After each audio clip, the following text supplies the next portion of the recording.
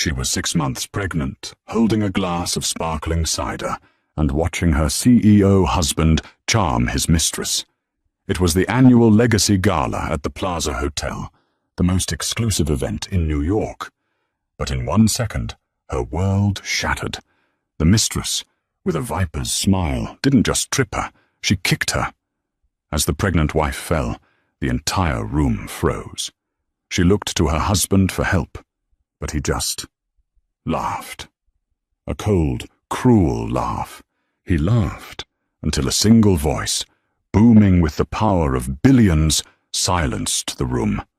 Enough! The chandeliers of the Plaza Hotel's grand ballroom didn't so much light the room as drip liquid gold onto the people below. It was the annual Legacy Gala, a night where New York's old money and new tech titans mingled, their forced smiles as brittle as the diamond-crusted tiaras on display. Sakura Thorne felt like a fraud. She stood near a towering ice sculpture of a swan, one hand resting protectively on the gentle, firm curve of her 6-month pregnancy. Her dress, a custom-made silk in deep sapphire, was elegant but modest, a stark contrast to the glittering, near-naked ambition shimmering on the bodies of the other wives. Her husband, Marcus Thorne, CEO of Thorne Industries, had not glanced her way in over an hour. Marcus was a man carved from polished ice, handsome, devastatingly charismatic in the boardroom, and utterly frigid in their 10-bedroom Park Avenue penthouse. Sakura, the daughter of a quiet, scholarly family, had been swept away by his power. She had mistaken his intensity for passion, his control for stability. Now, she was just another one of his assets, like his high-rise office, or his matte black sports car. The baby was supposed to be a bridge, a way to span the icy chasm that had opened between them.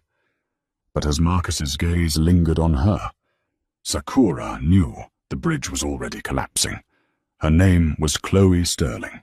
Chloe was Marcus's new Senior Vice President of Acquisitions, a title as transparent as the sheer, blood-red fabric of her gown.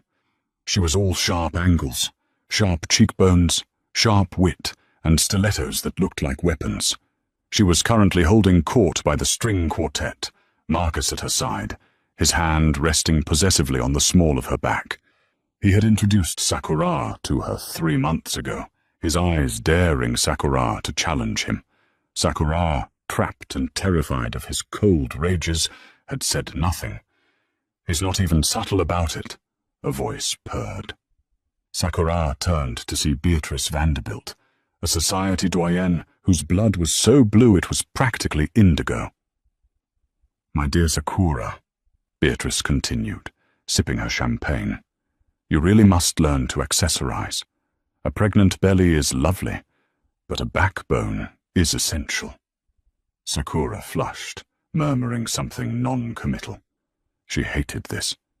She hated the whispers, the pitying looks, the feeling of being a ghost at her own husband's side. She felt a wave of dizziness and clutched her stomach. The baby kicked, a small, reassuring thump. "Just get through the night, baby. Just a few more hours." She decided to get some air, making her way toward the terrace. As she passed the main champagne fountain, she saw a figure watching her. Not with pity, but with a strange, penetrating intensity. It was Arthur Vance. The man was a legend. While others in the room shouted their wealth, Arthur Vance whispered his. He was old money, a true titan of industry from an era before tech bros and influencers. He ran half of Wall Street from a quiet, wood-paneled office and was notoriously private. He rarely attended these events. Tonight, he sat alone at a corner table, his tuxedo immaculate, his white hair thick. He looked less like a guest and more like a king observing a court of jesters. As Sakura passed, he met her gaze. He didn't smile. He simply nodded, a gesture of acknowledgement so profound it startled her. It was the first time anyone had truly seen her all night. She gave a small, nervous nod back and continued toward the terrace doors. She didn't see Chloe detach herself from Marcus's side. Her eyes narrowed. Her red-painted lips curved into a sneer. Sakura was just 3 steps from the terrace door when Chloe's voice sliced through the din of the quartet. "Well, well, if it isn't the guest of honor." Sakura stopped, her hand tightening on her stomach. She turned. Chloe was standing in her path, blocking her exit. "Excuse me, Chloe. I was just getting some air." Sakura's voice was polite, but it shook. "Air? You look like you're about to pop, darling. Maybe you should be at home, knitting. This is a party for people who matter." Chloe's eyes raked over Sakura's sapphire dress with contempt. "Though I suppose you are performing a valuable service. You're the incubator for the Thorn heir. It's the only job you've managed to keep." The music seemed to fade. The people nearby, sensing the vinegar in the air, quieted. A small, silent circle formed. Sakura could see Marcus across the room, watching them. He was smiling. He was enjoying this. "Please let me pass, Chloe," Sakura said, her voice dropping, her fear being replaced by a low, protective anger. "You're drunk." "I'm honest," Chloe hissed, stepping closer. The smell of gin and expensive perfume washed over Sakura, making her nauseous. "He doesn't love you. He doesn't even like you. You're just the wallpaper. And you're both beige." Sakura tried to step around her. "I'm not doing this with you." "Oh, yes, you are," Chloe snarled. And then it happened. It wasn't a stumble. It wasn't an accident. Chloe, with calculated malice, lifted her leg. The stiletto heel of her shoe, sharp as a nail, connected with Sakura's ankle, but her leg followed through, kicking Sakura squarely in the shin and hip, deliberately aiming for her center of gravity. Sakura cried out, a sharp, terrified gasp. The kick, combined with her pregnancy-altered balance, sent her reeling. She twisted, her arms flailing, trying desperately to protect her stomach. She crashed sideways, landing hard on her hip and elbow on the unforgiving marble floor.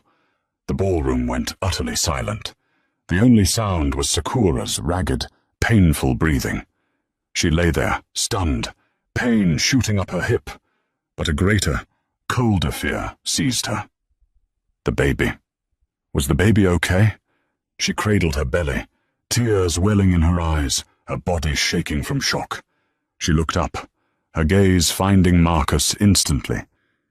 He was her husband. He would help her. But Marcus Thorne didn't move. He stood frozen, his eyes wide. Then the corners of his mouth twitched. He looked at his business rivals, the Donnellys, who were watching in horror. He gave a small, dismissive shrug, and then he laughed. It wasn't a loud laugh. It was a low, cold chuckle, a sound of pure, unadulterated contempt. "Clumsy, darling," he called out, his voice carrying across the silent room. "You really must watch where you're going. All that baby weight, I suppose." Chloe stood over Sakura, her arms crossed, a look of absolute triumph on her face. She looked like a predator admiring her kill. Sakura's heart didn't just break, it atomized. The humiliation was a physical force, pressing her into the cold floor. The man she'd married, the father of her child, was laughing as his mistress stood over her, having just assaulted her. She closed her eyes, the tears now streaming, wishing the floor would swallow her whole. The silence stretched, thick and suffocating. No one moved. No one dared. Then a new sound, the scrape of a heavy chair on marble, the heavy, measured thud of expensive leather shoes walking with purpose. A voice, deep and resonant with decades of undisputed power, ripped through the ballroom. It wasn't a shout, it was a command. "Enough!" The word echoed off the gilded ceiling like a thunderclap. Every head snapped toward the corner table. Arthur Vance was on his feet. His face, usually a mask of patrician calm, was a mask of thunderous, terrifying rage. His blue eyes, normally pale, burned with an icy fire. Chloe's triumphant smirk vanished, replaced by a pale, confused frown. Marcus's laugh died in his throat, his face freezing in a grotesque mask of shock. Arthur Vance strode forward. The crowd didn't just part for him, they recoiled, as if from a physical force. He didn't stop until he was standing directly over Chloe, his 6'2" frame casting a shadow over her. He didn't look at her. He looked down at Sakura, still on the floor. His expression, so full of fury a moment before, instantly softened into one of profound concern. "My dear child," he said, his voice surprisingly gentle. He knelt, a slow, painful process for a man his age, and extended a large, steady hand. "Are you hurt? The baby?" Sakura, trembling, could only sob and shake her head, her hand still protectively on her stomach. I think we're okay. Let's get you up." He helped her to her feet, his strength surprising. He kept a steadying arm around her as she swayed. Only when she was stable did he turn his attention to the others. He looked first at Chloe. His voice was so low, so cold, it was more chilling than his shout. "You are a creature of profound ugliness," he said. He didn't raise his voice. He didn't have to. To strike a woman is cowardly. To strike a pregnant woman is a sacrilege. You are dismissed, not just from this party, from this city. If I ever see your face at an event in New York again, I will personally see to it that the only acquisitions you're involved in are from a discount bin." Chloe opened her mouth, but no sound came out. She was paper white, terrified. Then Arthur turned his gaze on Marcus. The full, unbridled fury of a billion-dollar empire descended upon the CEO. "And you?" Marcus, trying to regain his composure, straightened his tie. "Mr. Vance. Arthur, this is a private family matter. My wife she's very emotional." Arthur took one step closer, invading Marcus's personal space. Marcus instinctively recoiled. "She is emotional." Arthur's voice was barely a whisper, but everyone heard it. "She was assaulted by your whore. She fell to the floor, pregnant with your child, and you laughed." He let the words hang in the air, a public indictment. "Have you no shame, boy?" Arthur continued. "Have you no decency? No soul? You stand here in a room full of people whose fortunes were built on legacy, and you desecrate the very idea of it. You are not a man. You are a disgrace." Marcus was beet red. His investors, his rivals, his entire world, all were watching him be dressed down like a misbehaving schoolboy. "Now see here," Marcus stammered. "You have no right." "I have every right," Arthur cut him off. He turned to his own personal security guard, a large man named Thomas, who had materialized at his side. "Thomas, get my car. We are taking Mrs. Thorne to Lenox Hill Hospital. I want her and her child to have the best suite and a full obstetric workup. Now." "Yes, Mr. Vance." Thomas was already on his radio. Arthur put his arm back around Sakura's shoulders. "Come, my dear. You are safe now." He began to walk her toward the exit. Marcus, seeing his wife, his asset, being led away by the most powerful man in the room, finally found his voice. "Sakura, you will not leave this gala. You will not embarrass me like this. Sakura, I am your husband," he shouted, starting after them. Arthur stopped. He turned, his body shielding Sakura. "You will stay where you are, Mr. Thorne," Arthur commanded. "You will not follow us. You will not call her. If you so much as breathe in her direction before she is cleared by a doctor, I will mobilize my entire legal team. I will bury your company in lawsuits and audits before sunrise. Am I understood? Marcus Thorne, the shark of Wall Street, the man who terrified his board and employees, stood frozen, impotent. He stared at Arthur Vance, his face a mask of primal hatred. Arthur held his gaze for a long, silent beat.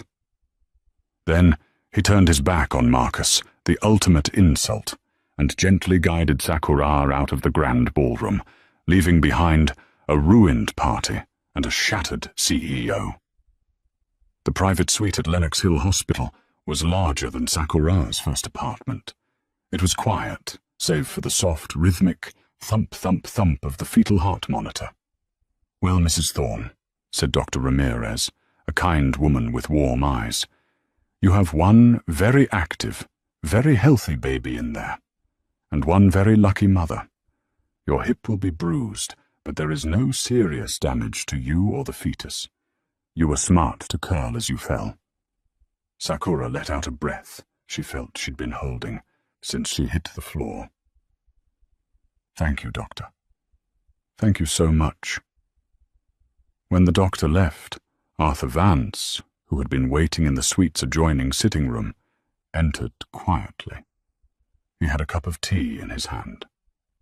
"They said you could have some chamomile," he said, handing it to her. Sakura's hands were still shaking as she took it.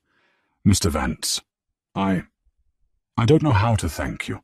You saved me. You saved us. But I don't understand why. You barely know me." Arthur sat in the chair by her bed. The harsh anger from the gala was gone, replaced by a deep, weary sadness.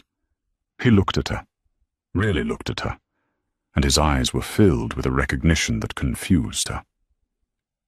"No, Sakura," he said softly. "I don't know you well, but I knew your mother." Sakura froze, the teacup halfway to her lips. My mother? My mother passed away when I was 12. Her name was Serafina." "I know," Arthur said, his voice thick with emotion. "Serafina Gable. She was the most wonderful woman I ever knew, and she was the love of my life." Sakura could only stare, dumbfounded. "We met in the summer of 1975, Arthur continued, a distant, fond look in his eyes. "I was a young man on Wall Street, all ambition and cheap suits. She was radiant. She was volunteering at the library. We fell impossibly in love. We were going to get married." What happened?" Sakura whispered. Arthur's face darkened. "Her family, the Gables. They were old money, like the Vanderbilts you saw tonight. They looked at me and saw nothing, a nobody, a striver. They told her I was beneath her, that I would only bring her shame. They pressured her, threatened to disown her. In the end, she chose them. She broke off our engagement, and, a year later, she married your father, William. A good, stable, approved man. Sakura's father, a kind, quiet classics professor. She had always wondered about her parents' marriage. It was respectful, but it had lacked the fire she read about in books. "I never blamed her," Arthur said. "But it broke me. I threw myself into my work. I built my empire. I made so much money that my name now makes the Gables and the Vanderbilts look like new money. But I never married. I could never replace her." He looked at Sakura, his eyes shining. "I watched from a distance. I saw when you were born. I saw when she passed. I always kept a quiet eye on you, her daughter. I saw you grow up, so much like her. And then I saw you marry Marcus Thorne." His hands clenched. I knew what he was. I saw the same coldness, the same ambition that values money and power over people, the same cruelty that your mother's family had. I saw you at events, looking so sad, so isolated. I saw Serafina all over again, trapped in a gilded cage. "Tonight," he said, his voice dropping to a growl, "when I saw that filth kick you, and I saw him laugh, all the restraint I have practiced for 40 years, it just snapped. I failed your mother, Sakura. I was too weak, too poor to fight for her. I will not fail her daughter. I will not let that monster destroy you and her grandchild." Sakura was weeping, but for the first time, they weren't tears of fear or humiliation. They were tears of a profound, shattering relief. All her life, she had felt a strange, unnamed loneliness, especially after her mother died. Now, here was this powerful man, this stranger, who looked at her and saw not the CEO's wife, but Seraphina's daughter. He won't let me go," Sakura whispered, the fear returning. "Marcus doesn't lose. He'll take the baby. He'll ruin me. He'll say I'm unstable, that I fell." Arthur placed his large hand over hers. It was warm and solid. "Yes, he will try," Arthur said, his eyes hardening. "But he is playing a game he cannot win. He thinks he's a shark, but he's a minnow in a tank. I am the ocean. You are not alone anymore, Sakura. We are going to fight, and we are going to dismantle him, piece by piece." The next 48 hours were a blur. Arthur moved Sakura out of the hospital and into a stunning, fortress-like guest house on his private estate in Greenwich, Connecticut. The estate was self-contained, with its own security, staff, and a level of privacy Marcus could never penetrate. The story of the Gala of Shame, as the tabloids dubbed it, was everywhere. CEO laughs as pregnant wife kicked by mistress. Marcus Thorne, sociopath or just CEO. Thorne Industries stock, Tron, dipped 12%. Marcus was in full damage control mode. He released a statement. "My wife's unfortunate and clumsy fall at the Gala, compounded by her hormonal state, has been grossly sensationalized by opportunistic parties. Our family asks for privacy as we deal with this challenging time." He also announced, in a transparent token gesture, that Chloe Sterling's contract had been terminated. In the oak-paneled library of Arthur's estate, the war room was assembled. Sakura sat at one end of a massive 19th-century table. Arthur sat at the other. Between them was Julian Adler, the most feared and most expensive divorce and corporate malfeasance attorney in New York. He was sharp, impossibly well-dressed, and had eyes that seemed to X-ray everything. "Here's the situation," Julian said, tapping his tablet. "Marcus is predictable. He's already filed a motion to have you compelled to return to the marital home.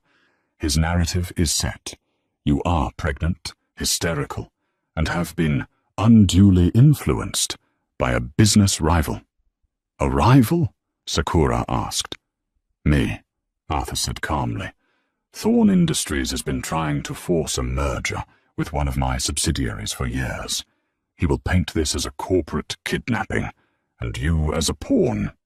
It's a strong narrative," Julian admitted, "and he will file for sole custody the second your child is born, claiming postpartum mental instability. He'll use the Gala fall as Exhibit A." Sakura's blood ran cold. "He would do that." "He will do that," Julian corrected. "Marcus doesn't just want to win, he wants to annihilate. A simple divorce won't be enough. He'll leave you with nothing. He will use his full financial weight to bury you in court until you have no money left to fight, and then he will take your child. So we cannot fight him on his terms." "What do we do?" Sakura asked, her voice small. "We don't fight him over the marriage. We fight him over his money," Julian said, a predatory glint in his eye. "A man like Marcus has two weaknesses, his ego and his wallet. Arthur's actions at the Gala dealt a critical blow to his ego. Now, we go for the wallet." "His company?" Arthur asked. "Exactly," Julian said. He's leveraged to the hilt. He's been using the company as his personal piggy bank. He paid for Chloe's penthouse, her car, her jewelry, all disguised as consulting fees or corporate expenses. That's a start. It's a morals charge we can use in the divorce, but more importantly, it's a breach of his fiduciary duty to his shareholders. But it's not enough to ruin him. We need something bigger. Something existential. Sakura, who had been listening silently, suddenly sat forward. I think I might have something, she said. Both men looked at her. Marcus is secretive, obsessive. He has a second set of books, not for the company, for his personal projects. He calls it Project Nightingale. He thinks I don't know about it. He doesn't keep it in his home office, and he doesn't keep it at his corporate office. Where does he keep it? Julian asked, leaning in. At his tailor's, Sakura said. A private bespoke men's club called Brioni in Midtown. He has a private fitting room, room 7. There's a hidden safe behind a framed print of the Duke of Windsor. I saw him access it once, months ago. He thought I was just browsing the fabric swatches. Julian Adler looked at Arthur Vance. A slow, wolfish grin spread across his face. Project Nightingale, Julian mused. How very poetic. Thomas, Arthur said, speaking into his phone's intercom. Get the acquisitions team ready. We're going to make a withdrawal. Getting into the safe was not a smash and grab. Arthur Vance didn't operate that way. He owned the holding company that owned the building Brioni leased. A fire inspection of the entire building was called at 3 a.m., while the inspectors, flown in from Chicago, with no connection to New York, checked the sprinklers on the main floor.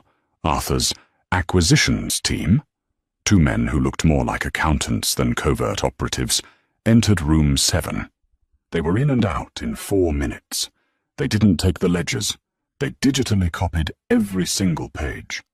By 5 a.m., the files were encrypted and on Julian Adler's tablet. He, Arthur, and Sakura met in the library as the sun began to rise over the Greenwich estate. Julian's face was pale. I've been doing this for 30 years, and this is next-level sociopathy. What is it? Sakura said, her heart pounding. Project Nightingale isn't one project, Sakura, Julian said, turning the tablet to face her. It's you. He showed her the pages. It was a labyrinth of shell companies, offshore accounts, and wire transfers. It took Julian an hour to unravel it. But the conclusion was horrifying. Your father, William, didn't just leave you a small inheritance, Julian explained. He left you a trust, a substantial one, over $30 million, which you were to inherit free and clear on your 30th birthday, or upon the birth of your first child. My 30th birthday is in 2 months, Sakura whispered. And the baby? Exactly. Marcus knew this. He married you for it. This whole time, he has been systematically siphoning money from your trust, using a fraudulent power of attorney document he had you sign when you signed your prenup. He told you it was standard, but it gave him total control. Sakura felt sick. He's been stealing from me. Stealing is too small a word, my dear, Arthur said, his voice grim as he read over Julian's shoulder. He's been gutting you. He's funneled nearly 20 million of your money into his company, Thorn Industries, to cover massive trading losses he's been hiding from the board. He's been using your inheritance to prop up his failing business. And to pay Chloe, Julian added, pointing to a line item. A consulting fee of $2 million paid to an LLC in the Caymans. The LLC is owned by one Chloe Sterling. He was paying his mistress with your inheritance. Sakura put her head in her hands, a low moan escaping her lips. It was all a lie, the entire marriage. But it gets worse, Julian said, his voice hardening. This is the Nightingale part. Look at this." He pointed to a final set of entries. They were payments, scheduled for the week after her due date. Payments to a private psychiatric facility in upstate New York, and to a Dr. Alistair Finch. "We ran a check on Dr. Finch," Julian said. "He lost his license in 3 states. He specializes in expert testimony for a price." Sakura looked up, her eyes wide with uncomprehending horror. What does this mean?" "It means," Arthur said, his voice shaking with rage, "that his plan was never just to divorce you.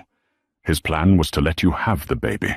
Then he would use Dr. Finch to have you declared mentally unstable. Postpartum psychosis. He'd use the Gala fall and your hysteria as proof.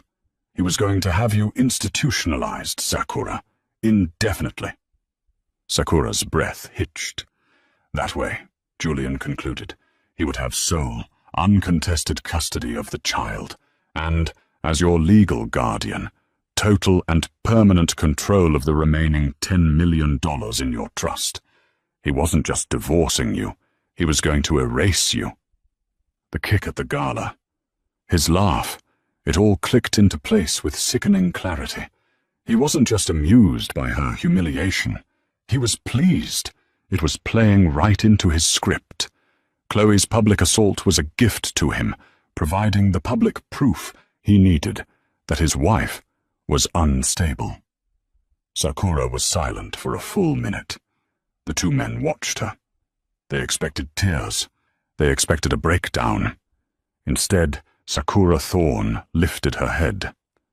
The terror was gone. The sadness was gone. Her eyes, so like her mother's, were now as hard and cold as the marble floor she had fallen on.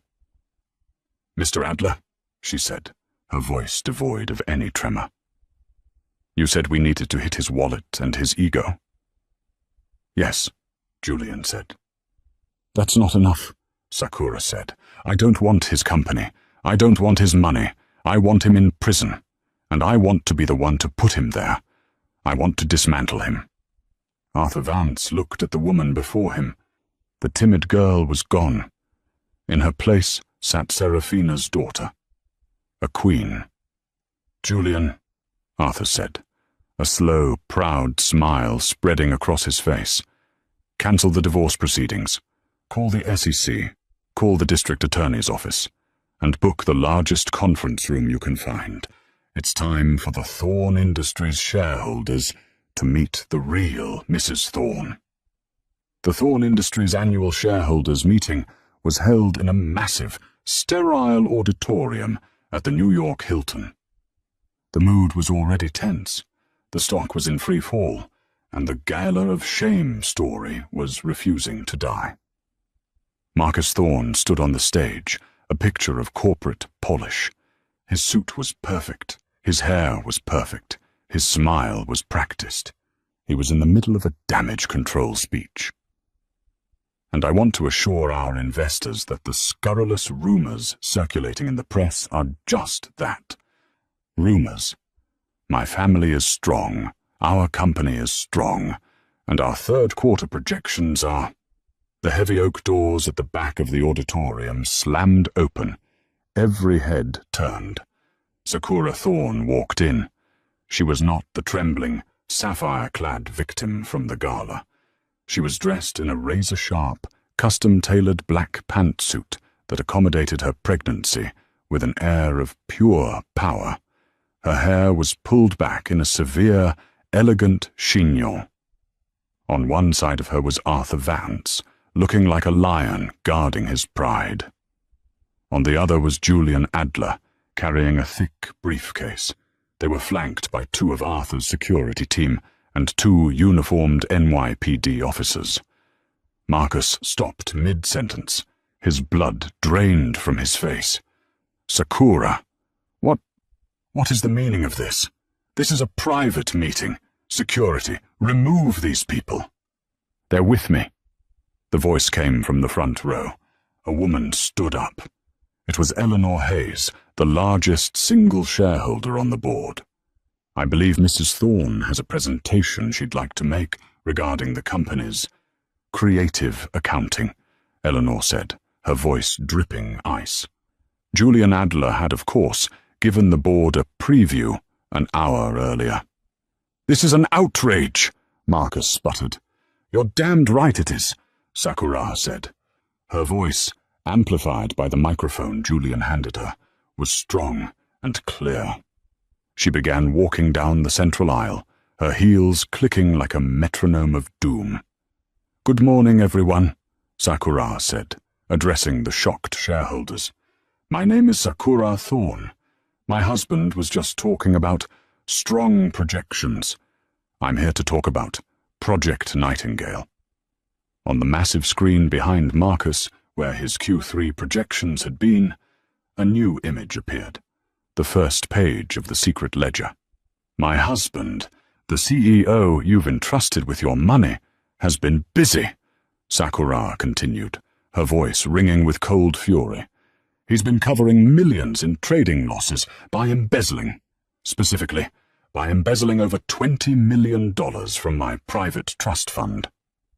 Gasps erupted. The press, whom Julian had invited, began flashing photos. "He used this stolen money, my money, to illegally inflate this company's value," Sakura said, as Julian's team began handing out packets of the evidence to the board. "And where did the rest go? Well, $2 million went to his mistress, Chloe Sterling, disguised as a consulting fee. I believe you all saw her at the gala. She was the one who kicked me." The room was in chaos. Shareholders were shouting. "Lies!" Marcus roared from the stage. "She's unstable. She's hysterical. She's been poisoned by Arthur Vance." "Am I, Marcus?" Sakura said, stopping just at the foot of the stage. She looked up at him. "Am I unstable? Or was that just the story you were going to sell? Was Project Nightingale also going to cover the payments to Dr. Alistair Finch? Was it going to pay for the room at the psychiatric facility you'd booked for me after I gave birth?" Marcus went from red to ghost white. He had no idea she knew. That was the one part of the plan no one could have known. "Was that why you laughed, Marcus?"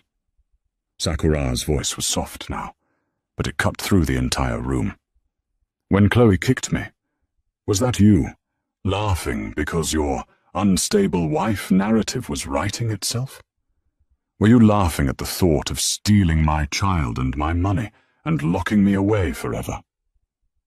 Marcus stared at her, his mouth opening and closing, no sound coming out. He was completely and totally exposed. He did the only thing a cornered animal could. He lunged. "You bitch!" he screamed, launching himself off the stage, his hands outstretched, aiming for Sakura's throat. He never made it. Arthur's security team, trained for this, intercepted him in a blur of motion. In seconds, Marcus Thorne, CEO, was on the floor of his own shareholders' meeting, his hands pinned behind his back. The two NYPD officers walked calmly forward, took control, and pulled him to his feet, cuffing his hands. "Marcus Thorne," one of the officers said, "you are under arrest for embezzlement, wire fraud, and conspiracy to commit false imprisonment." As they led him, sputtering and fighting, up the aisle, he locked eyes with Arthur Vance. Arthur just looked at him with bored contempt. Then Marcus looked at Sakura. She stood tall, one hand on her belly, her expression unreadable. She had won. Just as he reached the door, Chloe Sterling was brought in by two more officers. She had been detained at JFK, trying to board a one-way flight to Dubai. She saw Marcus, her face crumpled. "Marcus, you were supposed to protect me." Marcus just glared at her. "You ruined everything." The doors slammed shut, leaving the auditorium in stunned silence. Sakura Thorne turned to the board. "My apologies for the interruption. Now let's talk about restructuring this company." The air in the New York Hilton's main auditorium was thick with a toxic mix of fear and aggression. It was the annual Thorn Industries shareholders' meeting, and the room was packed. This wasn't the usual dry, procedural gathering. This was a bloodletting. On the gleaming stage, under lights that were far too hot, Marcus Thorn was visibly sweating. His $8,000 suit was impeccable, his silver tie knotted with precision, but a single bead of perspiration was tracing a path down his temple. The gala of shame, as the New York Post had gleefully branded it, was all anyone was talking about. His company's stock, THRN, had plummeted 28% in under a week. His investors were terrified, and the press, lined up against the back wall, were sharks who had tasted blood. And so, I want to personally assure our investors that the scurrilous, unfounded rumors circulating in the press are just that. Rumors. An unfortunate, sensationalized private matter. He attempted a confident smile, but it looked more like a grimace. My family is strong, he continued, his voice echoing with a false, booming authority. Our company is strong, and our third-quarter projections, despite these distractions, are a testament to our robust and synergistic. A sound, a deafening, definitive slam tore through his corporate buzzwords. The heavy oak double doors at the very back of the auditorium had been thrown open, crashing against their stoppers. Every one of the 500 heads in the room swiveled in unison. The light from the corridor beyond was blinding, silhouetting 3 figures. As they stepped forward into the auditorium's dimmer, corporate light, a wave of audible gasps rippled through the crowd. In the center was Sakura Thorn. This was not the trembling, weeping woman in the sapphire-blue victim's dress from the gala. This was a queen in her war regalia. She wore a razor-sharp, custom-tailored black pantsuit, its severe lines somehow emphasizing rather than hiding the proud, firm curve of her pregnancy. Her hair, which she used to wear soft, was pulled back into a tight, severe chignon that exposed the fierce, elegant lines of her face. Her eyes were not downcast. They were aflame. On her right was Julian Adler, the most feared attorney in New York, his alligator-skin briefcase held in one hand, his expression one of bored, lethal confidence. On her left was Arthur Vance, his white hair a crown, his posture radiating an ancient, immovable authority that made Marcus look like a petulant child. And flanking them, 2 paces behind, were 2 uniformed armed officers from the New York Police Department. Marcus's words died in his throat. His mouth hung open, his face a grotesque mask of white-hot panic. He looked from Sakura to Arthur, and then to the police, his mind racing, failing to compute. "Sakura," he choked out, his voice a squeak over the powerful microphone. What is the meaning of this? This is a private meeting. Security," he bellowed, his voice cracking. "Security, remove these people immediately. They are trespassing." 2 of the hotel's security guards started to move from the side aisle, but they were stopped by a single, cultured voice from the front row. "They will stay." A woman stood up. It was Eleanor Hayes, the matriarch of the board and the controller of the largest single block of shares. Her steel-grey hair was in a perfect coif, and her eyes, magnified by her designer glasses, were chips of ice.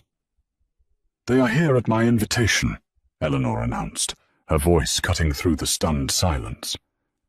"Mr. Thorn was just giving us his projections. I believe Mrs. Thorn has a counter-presentation, one regarding the company's rather creative accounting. The floor is yours, Sakura." It was a coup, a public, brutal, corporate execution. Sakura took her first step down the long central aisle. The click, click, click of her heels on the parquet floor was the only sound in the vast room. It was not a walk. It was a procession. The press, recovering from their shock, went into a frenzy. Flashbulbs erupted, turning the scene into a flickering, high-contrast nightmare. The shareholders on either side of her didn't just move out of her way, they physically recoiled, as if from a source of intense heat. She didn't stop until she was at the very foot of the stage, standing on the floor, forcing her husband to physically look down on her. It was the last moment of superiority he would ever have, and she was turning it into a mockery. Julian Adler stepped forward and handed her a wireless microphone, which she took with a steady hand. She switched it on. The soft pop of the live mic silenced the last whisper. "Good morning, everyone," Sakura's voice rang out, clear, cold, and amplified. It held not a single tremor of fear. "My name is Sakura Thorne. My husband was just talking about strong projections. I'm here to talk about Project Nightingale." As she spoke the words, the massive presentation screen behind Marcus, which had displayed his robust Synergy slide, flickered. A new image appeared, the scanned, high-definition first page of his secret ledger. Marcus's knees visibly buckled. "Turn that off! Turn it off now!" he shrieked at the AV booth, but the technicians just stared, frozen. Julian Adler's team had taken control of the system.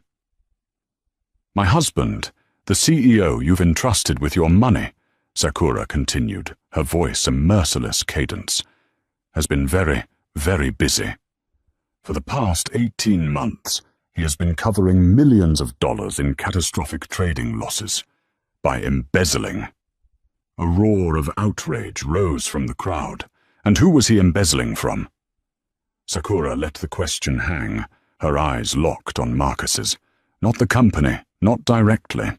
That would be too obvious. He was embezzling from me. Specifically, from a $30 million private trust my father left me. A trust he accessed with a fraudulent power of attorney. He slipped into our prenuptial agreement. The room was in chaos. Shareholders were on their feet, shouting, "Fraud! Thief! He used this stolen money. My money!" Sakura raised her voice, cutting through the din, "To illegally inflate this company's value. To lie to you about your earnings. To save his own skin." She paused, letting the shareholders process that their money was only safe because her money had been stolen. "But not all of it went into the company, did it, Marcus?" she purred, taking a step closer to the stage. "Where did the rest go?" The slide changed. It was a wire transfer, a single payment of 2,000 Los Galos to a shell corporation in the Cayman Islands. $2 million, Sakura announced. Paid to an LLC named Sterling Acquisitions. An LLC whose sole proprietor is Miss Chloe Sterling. The name hit the room like a physical blow. "Yes, that Chloe Sterling," Sakura confirmed, her voice dripping with ice. "I believe you all saw her at the gala.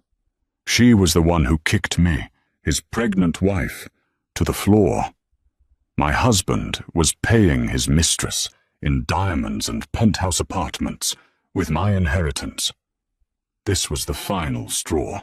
The moral depravity, combined with the financial crime, was too much." The room exploded. "Lies!" Marcus finally roared, finding his voice. He was backed into a corner, his face purple with rage. "Slander! She's unstable! She's hysterical!" He turned his appeal to the board, to the investors he had charmed for years. "You can't believe this. She's a scorned woman. She's pregnant, hormonal. She doesn't know what she's saying." He pointed a shaking finger at Arthur Vance, who was watching the proceedings with the calm disinterest of a man watching an insect die. "This is him!" Marcus screamed. "This is Arthur Vance, our rival. He has poisoned her mind. This isn't an audit. This is a hostile corporate takeover, and he's using my sick, unbalanced wife to do it. Tell them, Sakura. Tell them how he's been keeping you. Tell them how he's manipulated you." He was panting, his eyes wild. He thought he had found a narrative. The frail, pregnant woman, brainwashed by a corporate shark. Sakura waited patiently for his tirade to finish. The room, once again, fell silent. The investors caught between two competing, terrifying narratives. "Am I unstable, Marcus?" Sakura's voice dropped, becoming dangerously, terrifyingly quiet. It was the voice of the executioner. "Am I sick?" She looked away from him, addressing the crowd again. "He's right about one thing. He did have a plan for my instability. It was the rest of Project Nightingale." The slide changed again. This time, it wasn't a ledger. It was a series of invoices. One from a private, high-security psychiatric facility upstate. The other, an itemized retainer from a man named Dr. Alistair Finch. "Was that the story you were going to sell, Marcus?" Sakura said, her voice shaking now. Not with fear, but with pure, distilled rage. Was Project Nightingale also going to cover the payments to Dr. Finch? A man who lost his medical license in 3 states for falsifying diagnoses. She took another step, her hand resting on her stomach. "Tell them, Marcus. Tell them about the private room you had already booked for me. The one you intended to check me into the week after I gave birth. Tell them how you were going to use Dr. Finch to have me declared mentally incompetent with severe postpartum psychosis. Tell them how you planned to institutionalize me." The room was so quiet, the air itself seemed to have been sucked out. The shareholders, the press, even the police. They were paralyzed. This went beyond white-collar crime. This was evil. "Was that why you laughed, Marcus?" Sakura whispered, the microphone catching the terrible intimacy of the question. "When Chloe kicked me, and I fell. Was that you, laughing because your unstable wife narrative was writing itself? Were you laughing at the thought of stealing my child, stealing my money and locking me in a padded room forever?" Marcus Thorne stared at her. His face had gone from purple to a waxy, translucent white. He wasn't just caught. He wasn't just ruined. He was known. Every dark, secret, sociopathic corner of his soul was laid bare, projected onto a 40-foot screen for the entire world to see. He did the only thing a cornered animal could do. He broke. "You bitch!" His roar was primal. He launched himself off the stage. His mind snapped, his one and only impulse to silence her, to get his hands on her throat. He didn't even see the men moving. He never made it. Arthur's security team, trained for this exact brand of entitled, violent man losing control, intercepted him in a blur of grey suits. They didn't tackle him. They enveloped him. In seconds, Marcus Thorne, CEO, was on the floor of his own shareholders' meeting, on the corporate blue carpet, his face pressed into the fibers as he writhed and spat. "Get off me! Do you know who I am? I'll kill her! I'll kill you all!" The 2 NYPD officers walked calmly forward, their expressions bored. They took control of the situation, pulling Marcus to his feet by his arms. "Mr. Thorne," one of the officers said, his voice flat as he produced a pair of handcuffs. The soft click-click-click of the cuffs ratcheting shut was caught by Sakura's live microphone. "Marcus Thorne," the officer recited, "you are under arrest for embezzlement, wire fraud, grand larceny, and conspiracy to commit false imprisonment. You have the right to remain silent." As they began to drag the sputtering, weeping CEO up the aisle, the main auditorium doors opened again. 2 more officers entered, and between them, looking small and pathetic, was Chloe Sterling. She was wearing a rumpled tracksuit, her wrists also in cuffs. She'd been apprehended at JFK, trying to board a one-way flight to Dubai. Her eyes, wide and terrified, found Marcus as he was being hauled out. "Marcus!" she shrieked, her voice a desperate wail. "Marcus, you promised. You said you'd protect me. Tell them." Marcus, his face a mask of primal hatred, stopped and looked at her. He had lost his company, his freedom, his wife, and his child, and he focused all of that venom on her. "You!" he spat, his voice a low hiss. "You stupid cow! You ruined everything!" The officers dragged them both out, one through the front, one through the back. The doors slammed shut, and there was silence. The press, the board, the investors, they just stared at Sakura. She stood for a long, silent beat, her hand still on her belly. She let out a single, shuddering breath. She looked to the front row, at Arthur. He didn't smile. He simply gave one single, profound nod. "It is done. Seraphina's daughter is safe." Sakura Thorne turned, not to the empty stage, but to Eleanor Hayes, who was still standing. Her voice, when it came, was no longer the voice of a victim or a warrior. It was the voice of a chairwoman. "My apologies for the interruption, Ms. Hayes," Sakura said, her voice perfectly level. "Now, as the majority stakeholder of my reclaimed trust, which, as it turns out, gives me a controlling interest in this company, let's talk about restructuring." What an incredible story of survival and karma. Sakura's journey shows us that the deepest betrayals can often be the catalyst for our greatest strength. She went from a silent victim in a gilded cage to a powerful voice for thousands, all because one person refused to stay silent. It's a powerful reminder that sometimes the person you need to save you is yourself. And sometimes a little help from a guardian angel doesn't hurt. What part of this story shocked you the most? Was it Marcus's bone-chilling laugh, or the final dark twist of his Project Nightingale? Let me know your thoughts in the comments below. If you love stories where karma comes knocking, please hit that like button. It truly helps the channel. Share this video with someone else who needs to see that justice can and does prevail. And most importantly, if you haven't already, please subscribe and ring that notification bell. We have so many more stories of drama, revenge, and redemption coming your way. Thank you for listening.